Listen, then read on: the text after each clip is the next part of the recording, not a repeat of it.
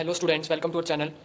आज हम chapter first कर रहे हैं क्लास 11 का meaning and objectives of accounting. और इस चैप्टर की मैंने फर्स्ट पार्ट की वीडियो अपलोड कर दी है, आप फर्स्ट पार्ट की वीडियो देख सकते हो। और सेकंड पार्ट आज मैं अपलोड कर रहा हूँ, इसमें ये पूरा चैप्टर कवर हो जाएगा। तो चलिए स्टार्ट करते हैं book keeping, accounting and accountancy से। इन तीनों में हम डिफरेंस पढ़ेंगे।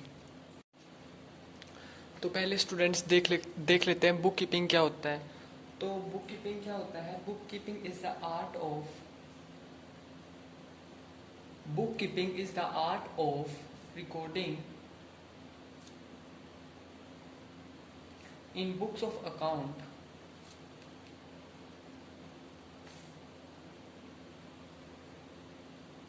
the monetary aspect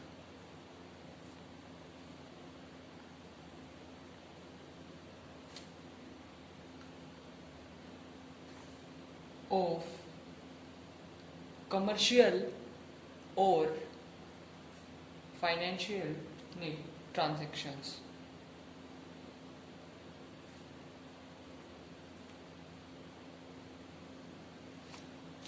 तो स्टूडेंट्स, बुक कीपिंग क्या होता है? बुक कीपिंग एक आर्ट है recording in the books of account the monetary aspect of commercial और financial transactions. Account book of accounts में रिकॉर्ड करना कि ट्रांजेक्शन्स हमारी मॉनेटरी एस्पेक्ट वाली जो मनी में मेजर की जा सकती है, उन ट्रांजेक्शन्स को रिकॉर्ड करना बुक्स ऑफ अकाउंट में ही बुक कीपिंग कहलाता है।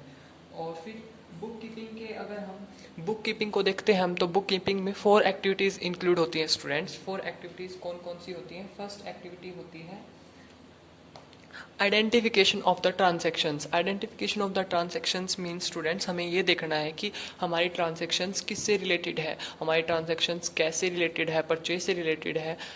तो फर्स्ट स्टेप है इसका। और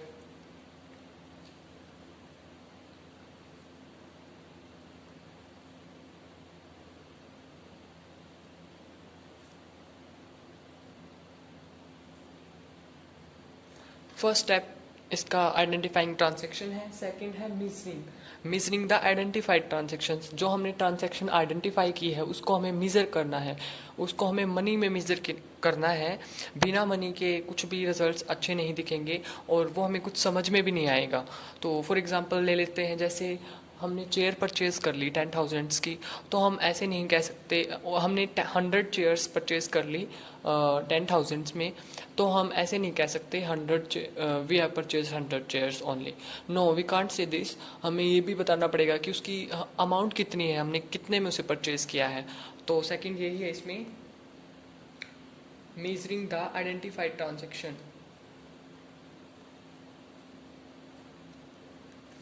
इसकी मैं शॉर्ट ट्रिक भी बताऊंगा स्टूडेंट्स आपको, इसके स्टेप्स याद रखने की।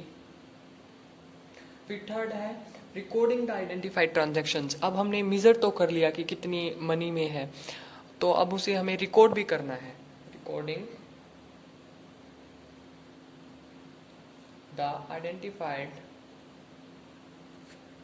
ये ट्रांजेक्शन्स। फिर फोर्थ स्टेप है classifying them into ledger. Ledger मैंने कल आपको बताया था, लेजर ऐसा अकाउंट होता है जहाँ पे लेजर एक ऐसी जगह है जहाँ पे वेरियस अकाउंट्स ओपन किए जाते हैं।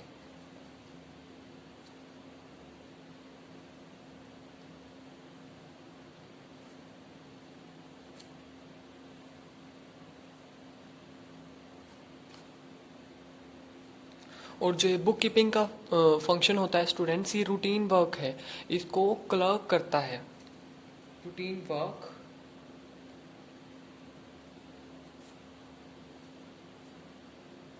परफॉर्म्ड बाय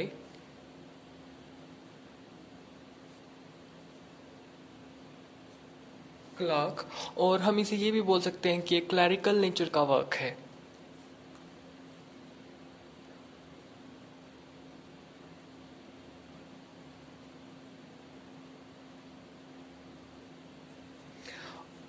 बुक कीपिंग को परफॉर्म करने के लिए हमें ज़्यादा नॉलेज नहीं चाहिए, इसके लिए लिमिटेड नॉलेज ऑफ स्किल्स और स्किल्स वाला पर्सन भी इसको कर सकता है। तो हम इसमें ये भी लिख सकते हैं कि requires limited knowledge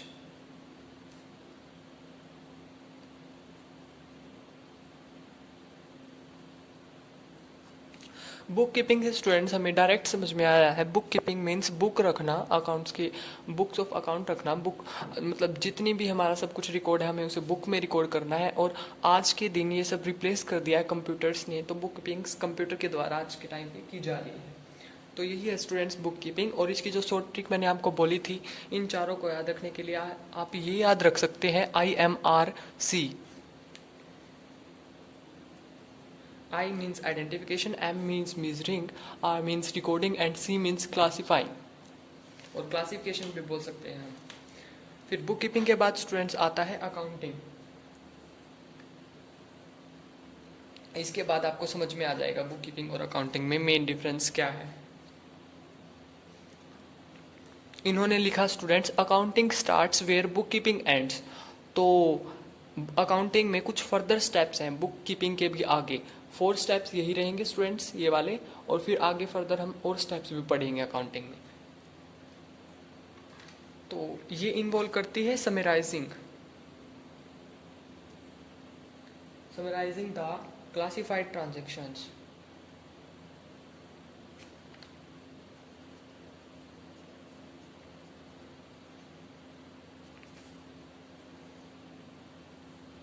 in form of P&L account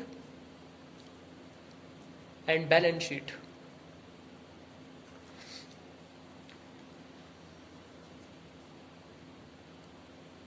Analyzing and interpreting the results।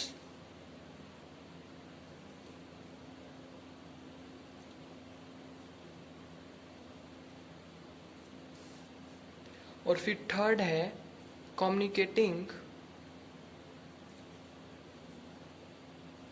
the information to various parties।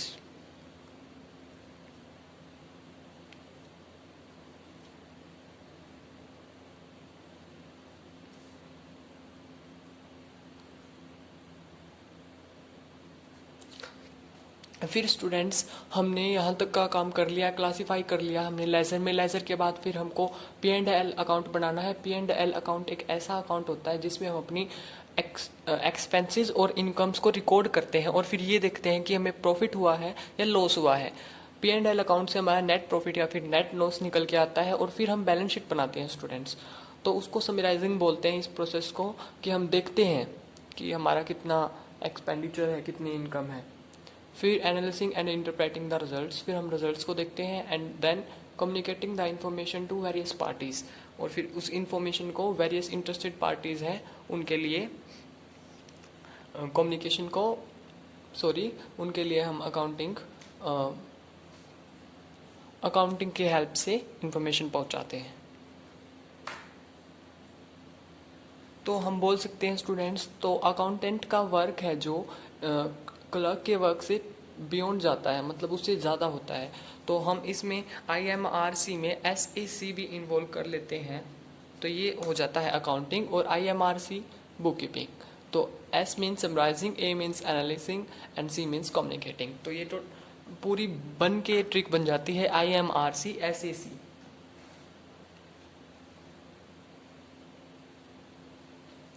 या फिर हम स्टूडेंट्स ये भी बोल सकते हैं जो अकाउंटेंट होता है वो बुक कीपर का भी काम करता है।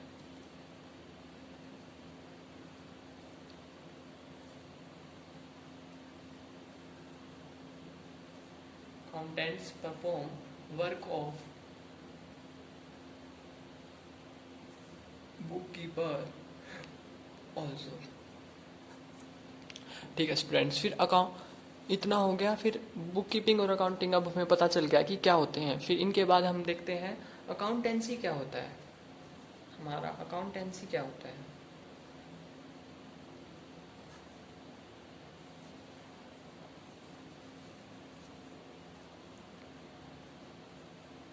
अकाउंटेंसी में कुछ प्रिंसिपल्स इन्वॉल्व होते हैं। It involves principles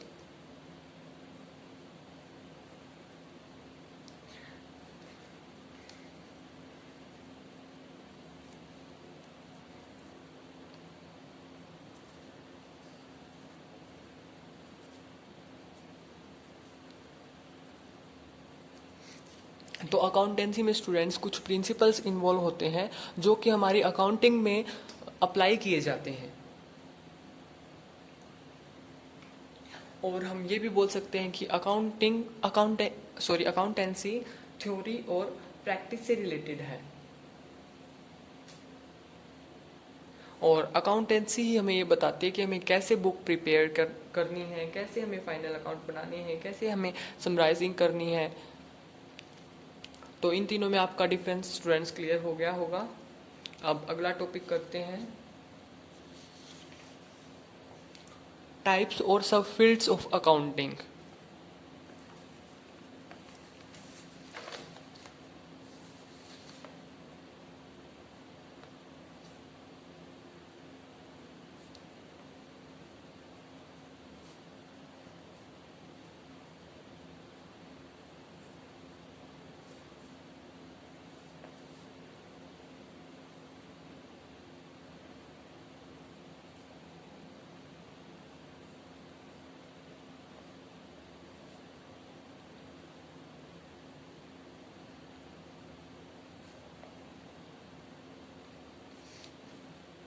There are 5 types of accounting, or we can say that subfields of accounting.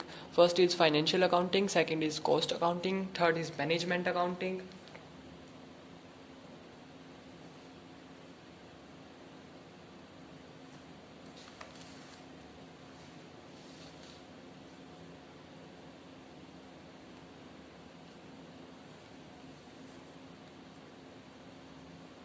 and fourth is tax accounting, और फिफ्थ होती है social responsibility accounting. Social responsibility accounting.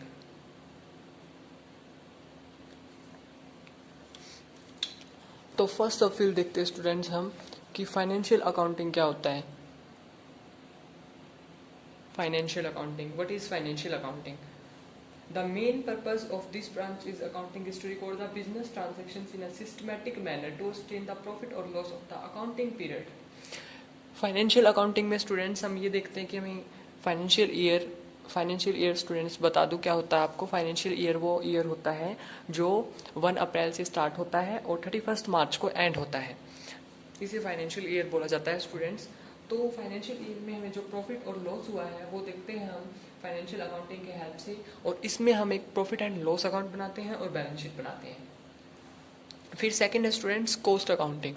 Cost accounting क्या होता है? Coast से इसके हमें मतलब से ही पता चल रहा है, नाम से ही पता चल रहा है इसका मतलब cost accounting. Cost accounting mean students इसमें हमें ये देखना है कि हमारी कितनी कॉस्ट लगी है, मतलब गुड्स प्रोड्यूस करने में, सर्विसेज देने में हमारे बिजनेस की कितनी कॉस्ट लगी है, तो ये कॉस्ट एडवांस में ही मेजर कर लेते हैं इसमें। फिर थर्ड है management accounting. The main purpose of management accounting is to present the accounting information in such a way to assist the management in planning and controlling the operations of a business. Management accounting का students काम क्या है? एक ऐसे रूप में information को present करना बिजनेस के अंदर, असिस्ट करना मतलब हेल्प करना बिजनेस के लिए कि बिजनेस अच्छे से प्लानिंग कर पाए, ऑर्गेनाइजिंग कर पाए और फिर डिसीजन मेकिंग भी हो सके। और फिर फोर्थ है students tax accounting. Tax accounting नाम से पता चल रहा है इसमें टैक्स वगैरह कैलकुलेट करते हैं, तो ये टैक्स पर्पजेज के लिए होती है। जो टैक्स पर्पजेज के लिए अकाउंटिंग होती है उसे टैक्स अकाउंटिंग बोलते हैं। और फिर fifth student social responsibility accounting. Social responsibility accounting में क्या होता है? इसमें जो बिजनेसमैन है वो सोसाइटी के लिए भी सोचता है, तो जिसमें सोशल रिस्पॉन्सिबिलिटी जिसमें इन्वॉल्व हो उसे सोशल रिस्पॉन्सिबिलिटी अकाउंटिंग बोलते हैं। फिर स्टूडेंट्स अगला टॉपिक है users of accounting information and there needs, या फिर हम बोल सकते हैं parties interested in accounting information. हमने बोला कि बाहर की पार्टीज इंटरेस्टेड होती हैं अकाउंटिंग इन्फॉर्मेशन में जानने के लिए, तो कौन कौन सी पार्टीज हैं जो इंटरेस्टेड होती हैं?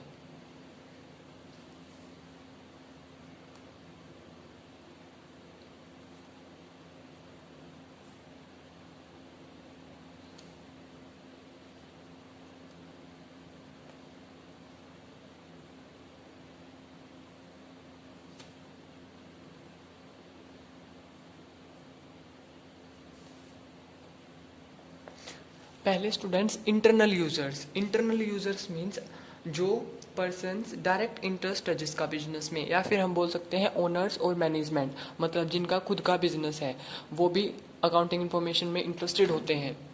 तो फर्स्ट है इंटरनल यूजर्स।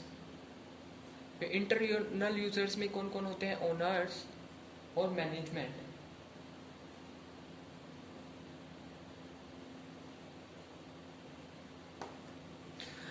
ओनर्स को अकाउंटिंग इन्फॉर्मेशन की क्यों ज़रूरत पड़ती है स्टूडेंट्स? ओनर्स को अकाउंटिंग इन्फॉर्मेशन की इसलिए ज़रूरत पड़ती है स्टूडेंट्स, ताकि वो देख सकें कि उनके प्रॉफिट बढ़ रहे हैं या फिर घट रहे हैं, उनके एसेट्स कितने हैं, और ये सब। और फिर मैनेजमेंट है, मैनेजमेंट को इसकी अकाउंटिंग इन्फॉर्मेशन की ज़रूरत इसलिए पड़ती है स्टूडेंट्स, क्योंकि मैनेजमेंट ये देख सके कि उनका काम अच्छे से चल रहा है या नहीं, उनके जो खर्चे हैं वो बिजनेस के प्रॉफिट से मीट आउट हो रहे हैं या नहीं हो रहे।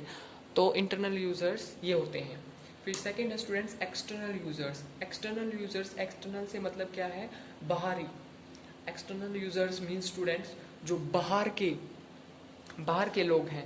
बाहर के लोग में इंडिविजुअल्स और ऑर्गेनाइजेशन हु हैव प्रेजेंट और future interest in the business enterprises but not a part of management are called external users. External users वो होते हैं जिनका चाहे तो हमारे मतलब प्रेजेंट के बिजनेस के बारे में जिनका जानने का मन करता हो, या फिर वो फ्यूचर के बारे में जानना चाहते हैं कि हमारा बिजनेस कैसा चल रहा है, उनको हम एक्सटर्नल यूजर्स बोलते हैं स्टूडेंट्स। एक्सटर्नल यूजर्स इसमें जो हम पब्लिश करते हैं बैलेंस शीट वगैरह, उसे देखकर उन्हें पता चल जाता है कि हमारी कैसी फाइनेंशियल पोजीशन है। तो एक्सटर्नल यूजर्स में कौन कौन से होते हैं? Potential investors. फर्स्ट लिख लेते हैं पोटेंशियल इन्वेस्टर्स।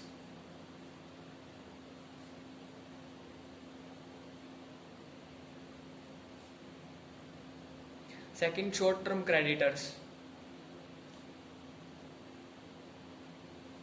पोटेंशियल इन्वेस्टर्स मतलब होता है स्टूडेंट्स की जो नए इन्वेस्टर्स होते हैं वो तभी इन्वेस्ट करेंगे जब उनको ये लगेगा कि उनकी इन्वेस्टमेंट सेफ है। और जब वो उन्हें कैसे पता चलेगा? वो उन्हें ये देखने से पता चलेगा इंफॉर्मेशन, अकाउंटिंग इंफॉर्मेशन, कि कैसा कुछ चल रहा है बिजनेस में, कैसा बिजनेस है। तो फिर सेकंड होते हैं शॉर्ट टर्म क्रेडिटर्स। क्रेडिटर्स क्या होते हैं? जो पैसे देते हैं फर्म को। शॉर्ट टर्म क्रेडिटर्स फर्म को तभी पैसे देंगे जब उनको ये लगेगा कि हाँ उनके पैसे फर्म रिकवर कर देगी, उन्हें वापस लौटा देगी। तो शॉर्ट टर्म क्रेडिटर्स ये देखते हैं। थर्ड होता है लॉन्ग टर्म क्रेडिटर्स। आपको पता है लॉन्ग टर्म्स लंबे टाइम के लिए, वो भी यही सब देखेंगे। फिर फोर्थ होता है एम्प्लॉयज़ स्टूडेंट्स तभी आएंगे फर्म में जब वो देखेंगे कि और पिछले एम्प्लॉयज़ को अच्छी वेजेस मिल रही हैं या नहीं, मतलब बोनसेस मिलते हैं या नहीं, ये सब। टैक्स अथॉरिटीज़ को भी स्टूडेंट्स ये पता चलता है कि बिजनेस की कितनी अर्निंग है, कितना टैक्स लगाना चाहिए, एक्सेट्रा एक्सेट्रा। तो टैक्स अथॉरिटीज़ भी एक्सटर्नल यूजर्स में इन्वॉल्व होती हैं।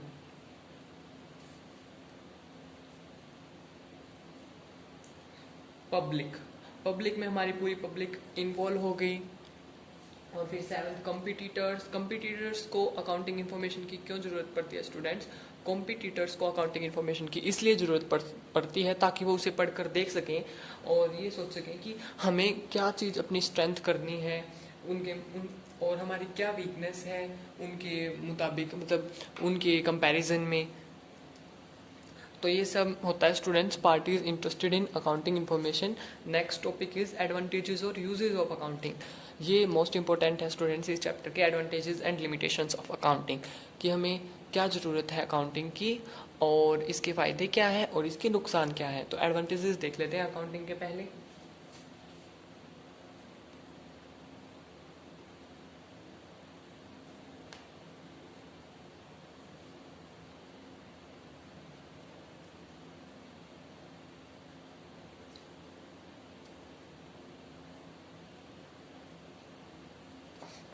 देखो स्टूडेंट्स, पहली एडवांटेजेस यही है helpful in management of business, कि मैनेजमेंट को हेल्प करती है ये किस किस में? हमने तीन पढ़े हैं, प्लानिंग, डिसीजन मेकिंग और कंट्रोलिंग में। तो हम इन तीनों के बारे में इसमें लिख सकते हैं, डिसीजन मेकिंग, और थर्ड क्या था? Controlling and planning. फिर इसकी सेकंड एडवांटेजेस देख लेते हैं स्टूडेंट्स। सेकंड एडवांटेजेस अकाउंटिंग की, हेल्पफुल इन डिसीजन मेकिंग में हेल्प करता है। और हेल्पफुल इन, ये हो गया students, provides complete and systematic record. Accounting से हमें कंप्लीट और सिस्टमैटिक रिकॉर्ड पता चलता है, तो provide complete and systematic record.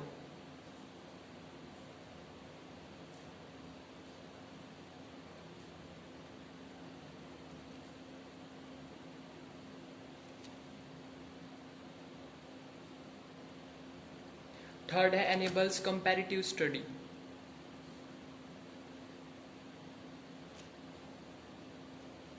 Comparative study क्या होता है स्टूडेंट्स, कि जो फर्म है उसने पिछले साल में कितने प्रॉफिट अर्न किए, इस साल में कितने प्रॉफिट अर्न किए, उनका कंपैरिजन करते हैं। तो ये कंपैरेटिव स्टडी में भी अकाउंटिंग हेल्प करता है, क्योंकि हमारे पास रिकॉर्ड होगा, हम रिकॉर्ड से इजीली कंपैरिजन कर सकते हैं।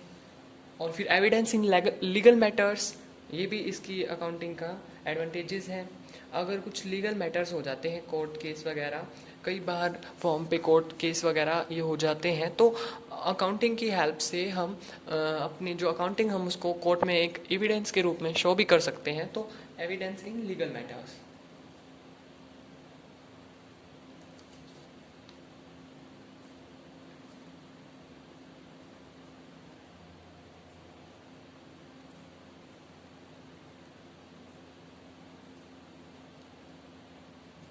Helpful in raising loans, accounting के हेल्प से जो बाहर के यूज़र्स हैं वो देखेंगे कि कैसी पोजीशन है बिजनेस की, तो लोन्स देने में भी लेने में भी ये अ, आसानी पैदा करता है। और फिर सिक्स देख लेते हैं, सिक्स क्या है इसके advantages. Helpful in prevention and detection of errors, accounting के हेल्प से हमें एरर्स पता चल जाते हैं और फ्रॉड्स भी पता चल जाते हैं। कई बार कुछ मैनेजर्स फ्रॉड कर देते हैं, तो अकाउंटिंग हेल्प से हमें इजीली पता चल जाता है। Prevention of errors and frauds.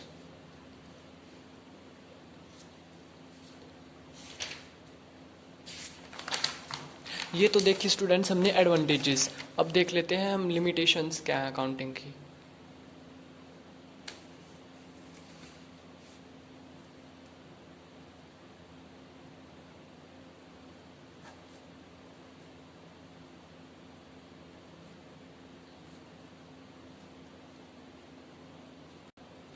तो फर्स्ट लिमिटेशंस है अकाउंटिंग की, इन्फ्लुएंस बाय पर्सनल जजमेंट्स, कि जो अकाउंटिंग है वो हमारी इन्फ्लुएंस होती है पर्सनल जजमेंट से।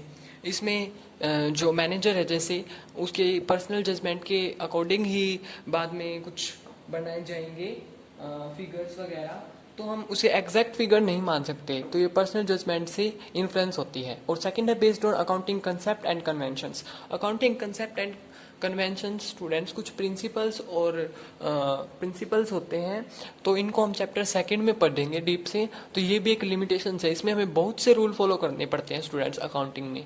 एंड फिर थर्ड है इनकम्प्लीट इन्फॉर्मेशन, हमें किसी भी बिजनेस की अच्छी वाली इन्फॉर्मेशन तभी पता चलेगी जब वो क्लोज होगा, तो हमेशा अकाउंटिंग इनकम्प्लीट इन्फॉर्मेशन ही प्रोवाइड करती है। असली इन्फॉर्मेशन तभी पता चलती है जब बिजनेस क्लोज डाउन होता है। फिर फोर्थ है based on historical cost, historical cost का मतलब होता है स्टूडेंट्स जिस कॉस्ट पे हमने चीज़ ली थी, जैसे कि हमने लैंड ली थी 2010 में एट 10 लाख एंड अब उसकी वैल्यू है 15 to 20 लैक्स। तो स्टूडेंट्स हम रिकॉर्ड करेंगे तो हम 10 लाख रिकॉर्ड करेंगे स्टूडेंट्स, हम 15 to 20 नहीं कर सकते, उसे 10 लाख ही रिकॉर्ड करना पड़ेगा। तो ये भी students based on historical cost होता है, तो ये भी इसकी लिमिटेशंस है स्टूडेंट्स। फिर फिफ्थ है affected by window dressing, window dressing क्या होता है स्टूडेंट्स, विंडो ड्रेसिंग एक बहुत मोस्ट इंपॉर्टेंट पॉइंट है। विंडो ड्रेसिंग मतलब होता है मैनिपुलेशन ऑफ अकाउंट, मतलब कि अपनी अपनी जो पोजीशन आई है उसको बढ़ा चढ़ा के दिखाना। अकाउंटिंग में अक्सर फर्म क्या करते हैं स्टूडेंट्स, अपनी बातें बढ़ा चढ़ा के दिखाती हैं, जैसे प्रॉफिट ज़्यादा दिखा देती हैं और अपने क्रेडिटर्स कम दिखा देती हैं, उनको लॉस अपना लॉस कम दिखाते हैं, तो ये सब इन्वॉल्व होता है इसमें। फिर सिक्स्थ होता है अनसुटेबल फॉर फोरकास्टिंग, हम जो ये फाइनल अकाउंट हम प्रिपेयर करते हैं उसे हम पास्ट इवेंट्स के अकॉर्डिंग प्रिपेयर करते हैं अकाउंटिंग में, तो ये सुटेबल नहीं है फोरकास्टिंग के लिए, फ्यूचर में कुछ भी हो सकता है, फ्यूचर इज अनसर्टेन, तो ये इसकी लिमिटेशंस है स्टूडेंट्स। फिर आते हैं एट्रीब्यूट्स ऑफ अकाउंटिंग इन्फॉर्मेशन या फिर क्वालिटिव कैरेक्टरिस्टिक्स। और फिर चैप्टर कंप्लीट हो जाएगा। उसके बाद बस रोल ऑफ अकाउंटिंग है, वो ज़्यादा इंपॉर्टेंट नहीं है, उसे आप स्किप भी कर सकते हैं, वो बस पढ़ने के लिए है थोड़ा सा। तो अब देखते हैं हम quality characteristics attributes of accounting information, ये भी इंपॉर्टेंट है student topic. Quality characteristics of accounting information students means हमारी जो अकाउंटिंग इन्फॉर्मेशन है उसमें क्या क्या कैरेक्टरिस्टिक्स होनी चाहिए। फर्स्ट है रिलायबिलिटी। रिलायबिलिटी का मतलब क्या है students? Reliability implies that the information must be factual and verifiable. जो हमारी अकाउंटिंग इन्फॉर्मेशन है वो ऐसी होनी चाहिए जिसको हम वेरीफाई कर सकें, और वो फैक्चुअल होनी चाहिए, फैक्ट से रिलेटेड होनी चाहिए, और उसको वेरीफाई कर सकते हैं हम सोर्स डॉक्यूमेंट्स की हेल्प से, जैसे कि cash memos, purchase invoices, sales invoices. इनका परचेज इनवॉइसेस और कैश इनवॉइसेस मतलब होता है स्टूडेंट्स, परचेज इनवॉइसेस जैसे जो हमने परचेज किया है उसका रिटर्न कुछ। और अगर सोर्स डॉक्यूमेंट्स अवेलेबल नहीं है तो accounting information profit and loss या फिर बैलेंस शीट से वेरीफाई होनी चाहिए और वो टैली होनी चाहिए। फिर सेकंड है relevance. Relevance means accounting information depicted bye financial statement must be relevant to the objectives of the enterprise. Unnecessary and irrelevant information should not be included in financial statements. मतलब कि जो accounting information है वो ऐसी होनी चाहिए, मतलब जो हम जानना चाहते हैं उसमें वही सब होना चाहिए, ज़्यादा एक्स्ट्रा बातें नहीं होनी चाहिए। तो रेलेवेंस ये होता है। फिर थर्ड है अंडरस्टैंडेबिलिटी। अंडरस्टैंडेबिलिटी का मतलब ये होता है कि हमारी अकाउंटिंग इन्फॉर्मेशन ऐसी होनी चाहिए, वो ईजिली अंडरस्टैंडेबल होनी चाहिए। मतलब जो पढ़े लिखे लोग नहीं हैं वो भी अगर उसे एक दफ़ा देखें तो उनको कुछ समझ में आए। कहने का मतलब ये है कि वो थोड़ी आसानी से ऐसे वे में प्रेजेंट की जानी चाहिए कि वो जल्दी से अंडरस्टैंड हो, सब कुछ सीधा दिखे। और फिर फोर्थ है फेथफुल प्रेजेंटेशन। फेथफुल प्रेजेंटेशन का मतलब ये है कि जो हमारी प्रेजेंट फाइनेंशियल पोजीशन है उसी को हमें दर्शाना है, ना कि उसे बढ़ा चढ़ा के। और फिर फिफ्थ कंपैरेबिलिटी। कंपैरेबिलिटी का मतलब ये है स्टूडेंट्स कि हमारी अकाउंटिंग इन्फॉर्मेशन ऐसी होनी चाहिए जिसे हम कंपेयर कर सकें पिछले साल से भी और आने वाले सालों के साथ भी कंपेयर की जा सके। तो यही सब था students quality characteristics of accounting information में। और फिर है role of accounting. Role of accounting, role of accounting, role of a language. First role है इसमें role of a language.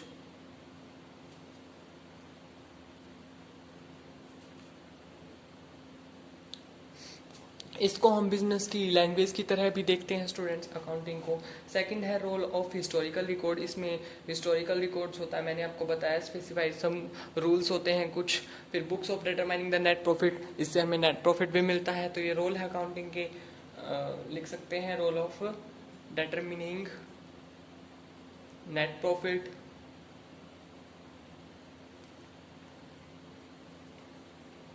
Information भी प्रोवाइड करती है हमें, तो नेट प्रॉफिट। एंड थर्ड लिख सकते हैं role of information system, information system.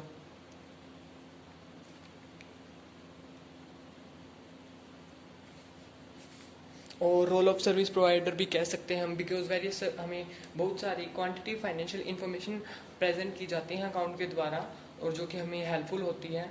तो रोल ऑफ सर्विस प्रोवाइडर, इससे हमें स्टूडेंट फाइनेंशियल पोजीशन भी पता चलती है। तो role of determining financial position.